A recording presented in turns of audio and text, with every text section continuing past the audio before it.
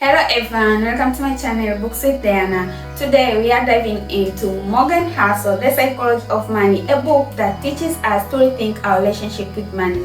By the way, my name is Diana and thank you so much for tuning in. Did you know that financial success is more about behavior than knowledge? Yes, Morgan says financial success is not a hard skill, it's a soft skill where how you behave is more important than what you know. In today's video, we are going to explore top 5 lessons that makes The Psychology of Money by Morgan Housel a standout and must-read book for financial success. And the 5th lesson is wow. Make sure to watch this till end. Lesson 1. Save for freedom, not just for expenses. Housel emphasizes that saving money is about gaining control over your life, not just covering future bills. It's about having freedom to make choices, whether it's switching jobs or take a break when life demands it. Think about an emergency fund. It's not just a safety net, it's a peace of mind. If you have 6 months of expenses saved, you are less likely to stay in a toxic job because you know you have options. Now that is freedom. Lesson 2. Avoiding lifestyle inflation. As people earn more, they often tend to spend more, upgrading their lifestyle. This cycle prevents them from building real wealth. Lifestyle inflation is about increasing our expenses as our income grows.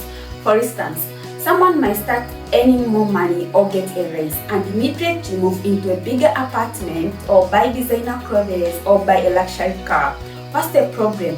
They are still living paycheck to paycheck, just at a higher income level. Instead of saving or investing the extra income, they have locked themselves into higher expenses. Over time, their behavior will lead them to financial stresses despite higher income.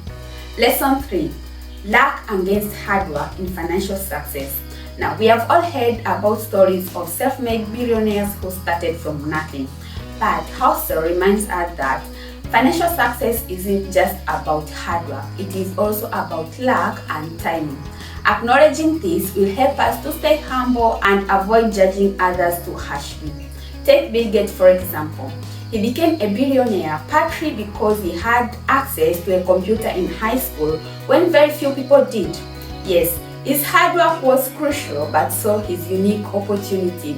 So, next time you think about financial success, remember it's a mix of hard work, smart decisions, and sometimes a little luck. What's your take on this balance? Let me know in the comments. Lesson 4. Define your own financial goals. What does financial success look like to you?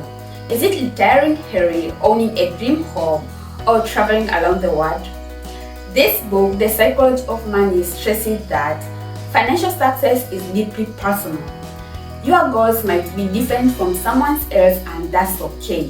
One person might save aggressively to retire early and travel around the world, while the other might focus on steady investment to support their family. Both paths are valid as long as they align with their personal values. Housel even suggests that sometimes we make money decisions based on what the society expects, not what we truly want. For instance, someone might buy an expensive car to impress others, but later realize that it doesn't bring real happiness. The takeaway here is define your own financial goals based on what makes you happy, not what looks good to others. I'm not going to ask you your financial goals you are working towards too, but feel free to share one with me. I would love to know. One of mine is traveling around the world. And lesson 5, compounding, the silent wealth builder. One of the most powerful concepts Morgan Housel discusses in The Psychology of Money is compounding. We have all heard about compounding, how money earns interest and that interest earns more interest. But what we have often overlooked is how much time plays a role in this process. Did you know that Warren Buffett, one of the richest men in the world, earned the majority of his wealth after his 50th birthday? His success isn't just because he's a genius investor. It's because he started investing when he was 11 years old and stayed consistent for over 70 years. I don't know what I was doing during 11 years old, but obviously I wasn't investing. For Buffett, compounding worked. It's magic because he gave it time. Now, let's bring this closer to home. Imagine you start investing $100 every month when you are 25 years old.